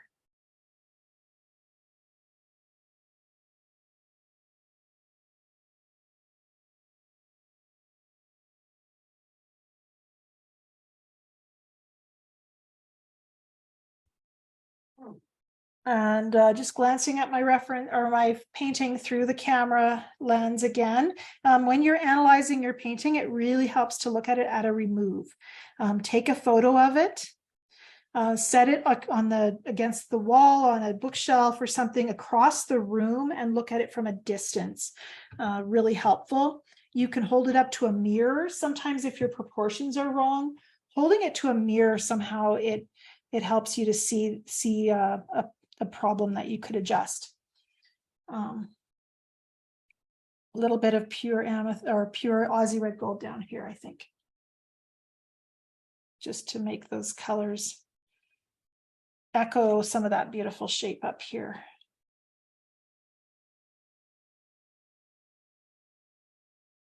Little spatter. Got a lot of line in this. I'm going to break it up with some spatter. I'm so excited about this right now. I don't know why, but just this version, and I'm like 10 versions in, folks. This version feels more simplified. And because it's simplified, it's more evocative. Really excited about this. In fact, I'm not going to touch it again. I think I'm going to stop right here. I really think there's something beautiful about this simplification. I'm going to take the tape off actually, so we can just look at it a little bit better. And And then I want to hear from you. I want to hear your questions.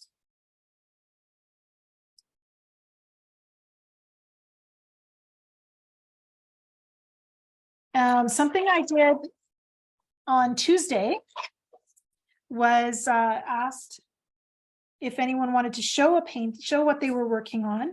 And I can offer some guidance. I try to be very gentle in critiques, but I know sometimes it's really helpful to have a suggestion of what, of how someone else experiences the painting.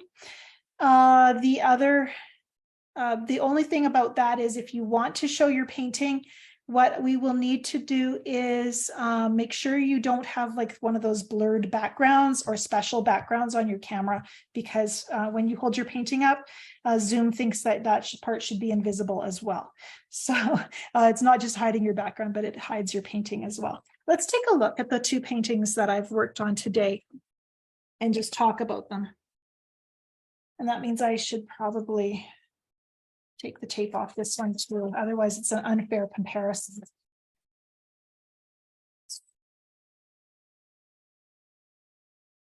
So Pam says she's on her sixth version just during this session. Thank you for fighting through it, Pam. That's fantastic. I find that this idea of, getting to the heart of what you want to share, for me, it's a process that requires letting go of some of that self-consciousness and that voice of judgment that's somebody's looking over your shoulder, criticizing you, and it's you. So I really, to find that place of presence where time starts to fall away is a battle. And so I really want to explore my curiosity and non-judgment. Notice what's happening on the painting and then try to listen to that little voice inside that has ideas for what to do next. And sometimes I feel like I'm just going through the motions for a long time, pretending that I have inspiration when I don't. And that's okay. That's a part of the process. And you kind of have to push through it, change things up, try a different way, and just keep challenging that, those inner boundaries that you've set until something breaks loose. And then you start to suddenly see with almost the new eyes, I think. And that's exciting. Okay. Good questions. Freddie's asking, do you ever use different media like ink, gouache, or cling film? Yes, I like to. In fact, one of the perks of being in my own home studio is that I get to use whatever I want. And I have ink nearby. I have pigment powder. I have a host of colors that I can choose from. And that also gives me great resources so that I can kind of trust my heart. And when my feelings say, what if you used your scruffy brush? What if, and I leave little scraps of things around the room so that I actually found a little bamboo fork. I think I got one at like Starbucks or something the other day. And I thought, what if I scraped that into my painting? And so that was, I haven't done it yet, but it's a fun idea. I have some rubber bands here, which I keep thinking, maybe I'll think of a way to use those in my painting here sometime soon. So cling film works really well. In fact, we have an exercise in my Back to the Brush course where we're doing something similar to cling film.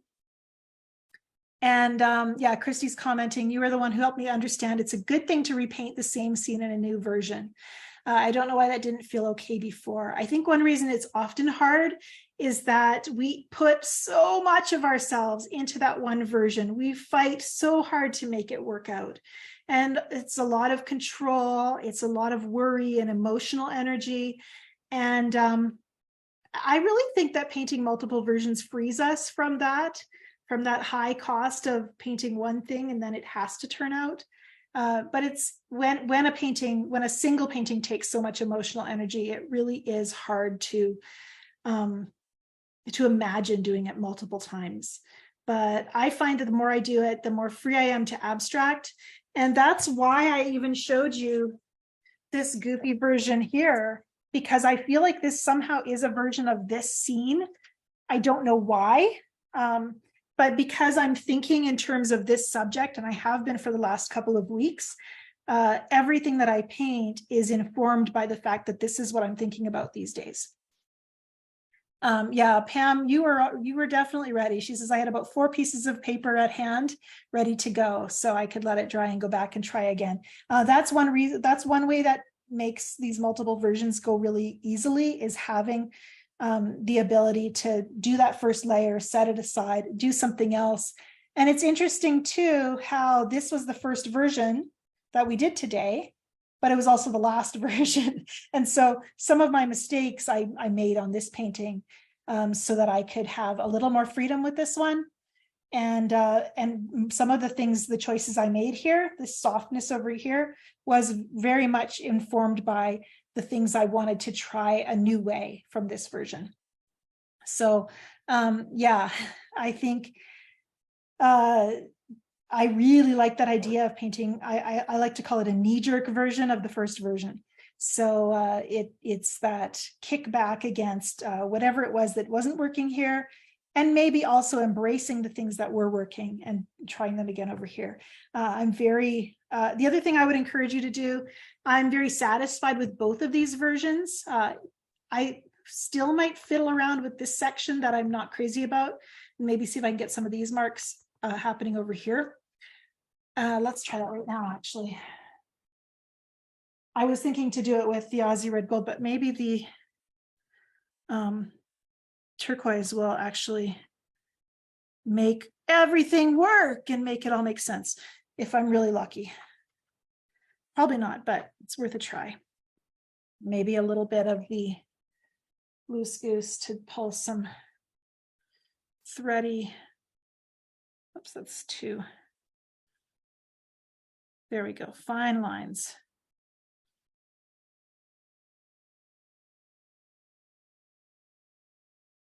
Who knows?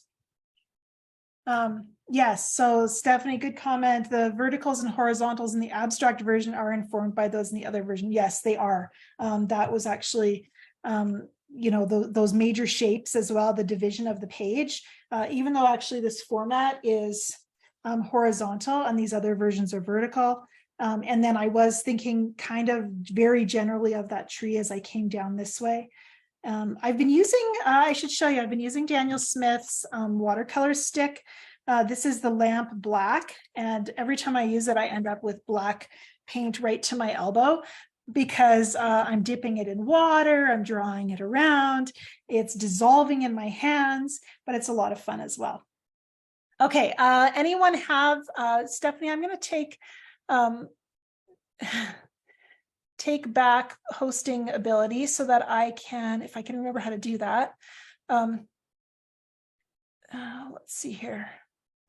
There it is. I'm going to take back hosting ability if I can reclaim host. There we go. And that way I can see if anyone wants to share a painting, show us what you've been working on, and I will try to spotlight you so that we can see you. And then I can give you some feedback if you'd like. We have a lot of people here, so we won't be able to get to everyone, but I know always talking about and looking at different versions can be really helpful. So you could try the raise hand if you want to do that. Some brave soul wants to show what they were working on today, or even just share what's standing out with you about this workshop today, what you've learned.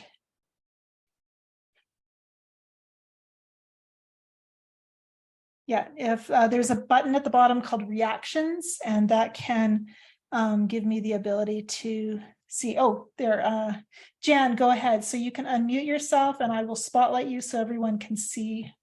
Thank you. Yeah, hi.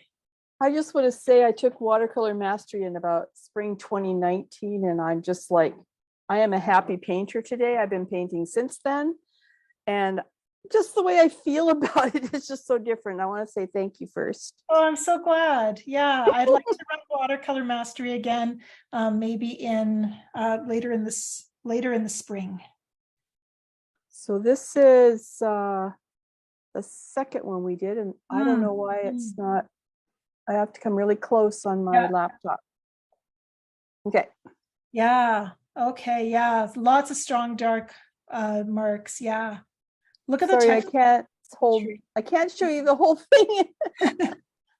But yeah, wow. I'm just sitting here. Wow, wow, wow. Yeah. This interesting one was our first and our last. Mm-hmm. And this sort of bleedy, this thing, I Yeah. think I'm going to make into a bush. It was a backwash. Absolutely. Yeah. Yeah, and you can break up that shape too by pulling some line in front of it as well. So it kind of unifies with the rest of the scene while still going from behind. Okay. So yeah, you can kind of, some of the marks that are on the left side of the tree, you can move those to the opposite or echo them on the opposite side, maybe in a smaller quantity. And that's that idea of variety as well as, I don't know, balance, I guess. It's funny when you talk about design principles because there's never just one that's happening. There's always all kinds of things going on. And I'm noticing these places that just make me happy. It's something I was Yeah. takeaway from watercolor exactly. mastery is like, oh, that makes me happy right when I do it. Good, good. It's a habit. Thank you Good. so much. I'm so glad. Sherry, I want to spotlight you, but you have to turn your camera on first. And so if your camera's on, then I can, there we go. Then I can bring your screen up so we can see your painting. Go ahead. This was the one we started for lines. I'm much happier than I was Tuesday. Okay. Good. This is much more my style.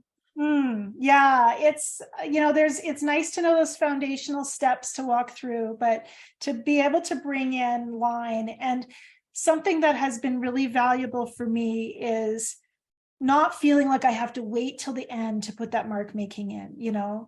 The marks make me feel like a real artist, so let's chase that. Do you have another one to show us? Yeah, this was the second one. So yeah, much simpler, and I think I like both of them actually. Oh, good. Amazing for me to say that. So yeah. Well, I like your vertical lines that you have there with the Aussie red gold or that similar color. If you kind of connect each other too with some, softness, that can really give them a beautiful unity as well. Okay. Linda, I'm going to let you pop up here on the screen. There we go. Okay, hi. This is my second Angela Fehr workshop. I was there Tuesday. Oh, good. This is Tuesday. Oh, I love the color. You've got a lot of rich color in there. Okay, so I have to say that I'm a photographer, so I'm always fighting the frame and fighting everything has to be included in the frame and blah, blah, blah. So that's why your class appealed to me to be looser. Yeah. So this is today. Oh, wow. Oh, yeah. Okay. So I just, the paper, I have it always on a slant, and I have two little masking tape things to make it. So all the dribbles, I like the dribbles. I love wetting the whole piece. And anyway. Yeah. Well, and I could see you using the different things we talked about on Tuesday in this painting as well, but also that looseness that's in here. And I really like the line that pulls us across the background, yet that doesn't have all the details in it. I think that's really good restraint in actually creating those lovely edges without feeling like you needed to put everything in. So you've got some really good directional movement. Yeah. And I did have some cobalt teal, which it's a great color, must say. It is. It's so fun to work with. Yeah. Well, that was fun. Good. Thank you. Dahlia, I'm going to let you go next here. Oh, she's running back. Yeah, 4 kids. Hi there. This is a miracle, absolute miracle. Yeah. So this was our first one that we, kind of second first one. Yeah. Yeah, undersea green, one of my favorites for those. Yeah. Oh, it's great. Actually dropped that. Yeah. I had a bunch of beading here too, and I was like, drop that down. And then you were like, hey, I have a bead and drop it down. So that was actually one of my favorite parts. Oh, good. Oh, wonderful. Yeah. And then I really liked my base painting of this one. And then the baby woke up and I got frenzied and Yeah.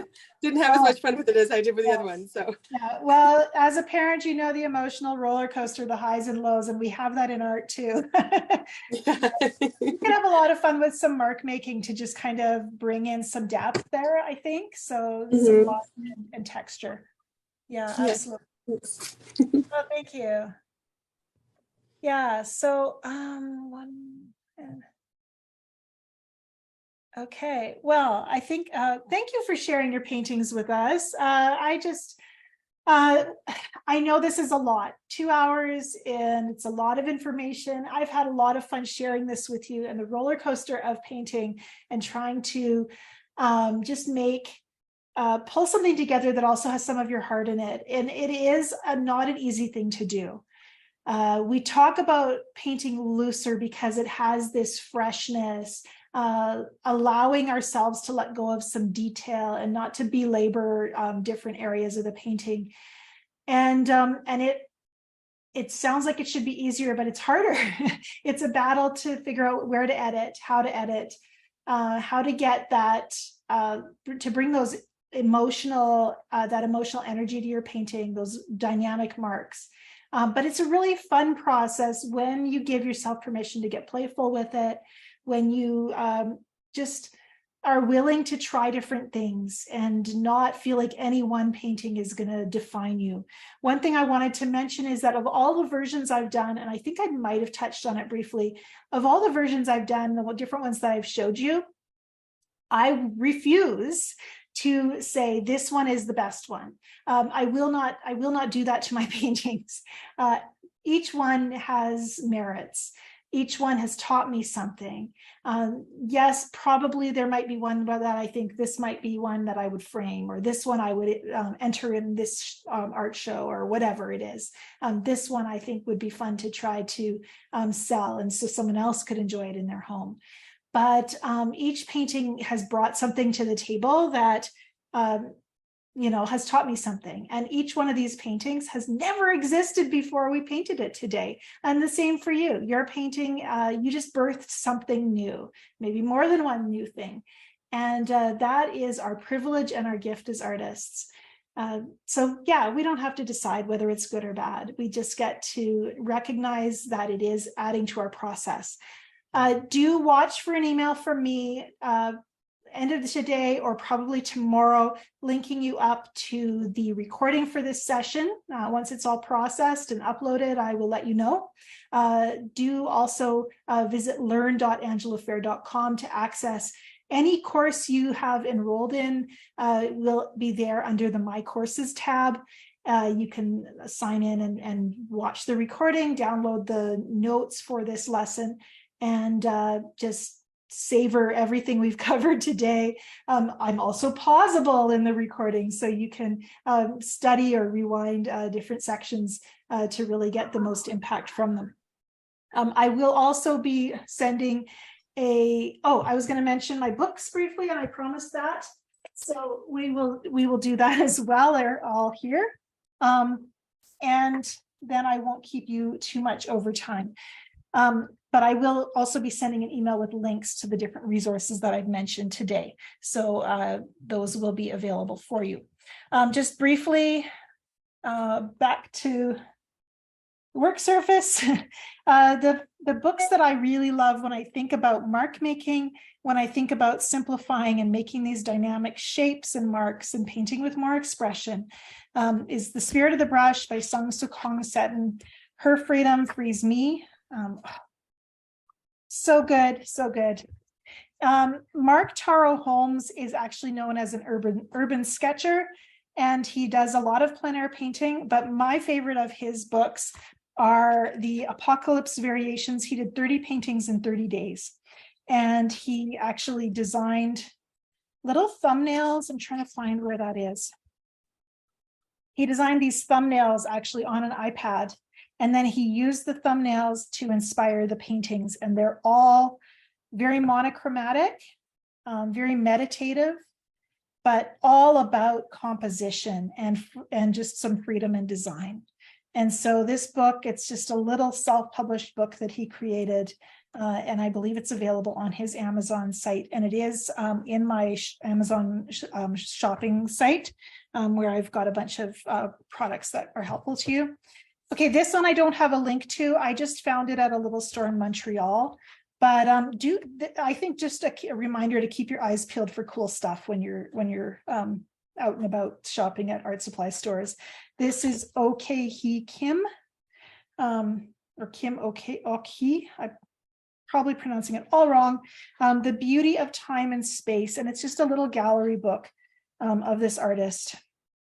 And I'm really, really drawn to the mark making here.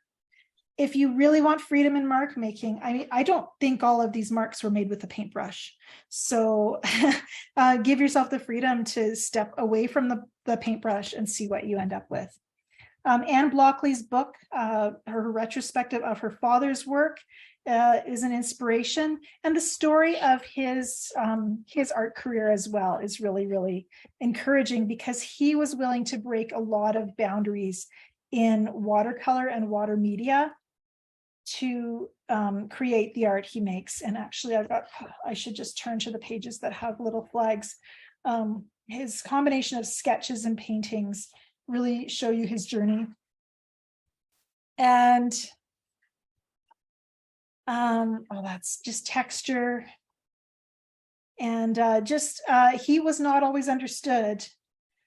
He was criticized. It says here, purists dismissed his unconventional ideas as trickery. That's why there's a post-it on this page. And others saw them as being daringly inventive, but John Blockley was not interested in labels and boundaries. And I really value what he contributed to art, especially watercolor in the UK.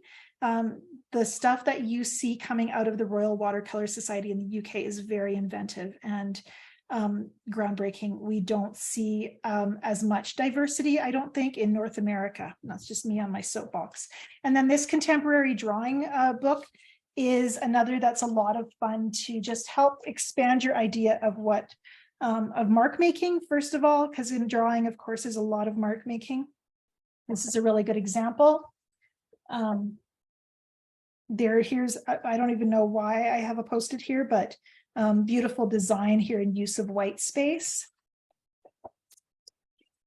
Yeah, just simplicity of marks. This one's called Flying Budgie, and look at how beautiful that is.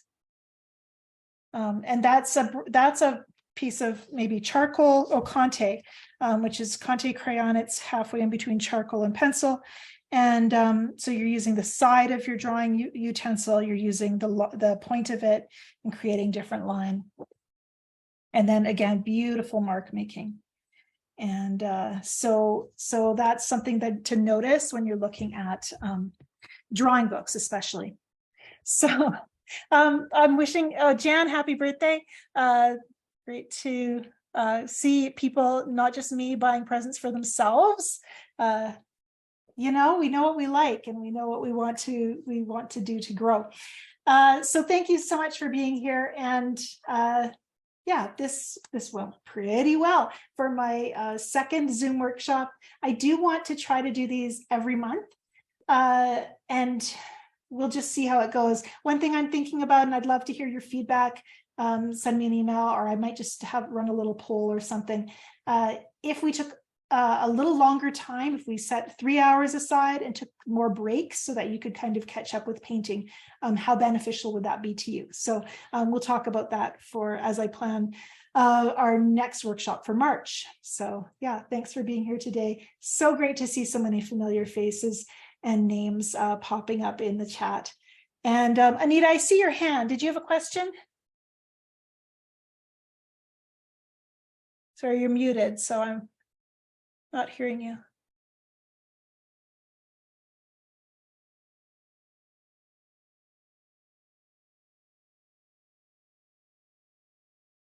Well, maybe not. Okay.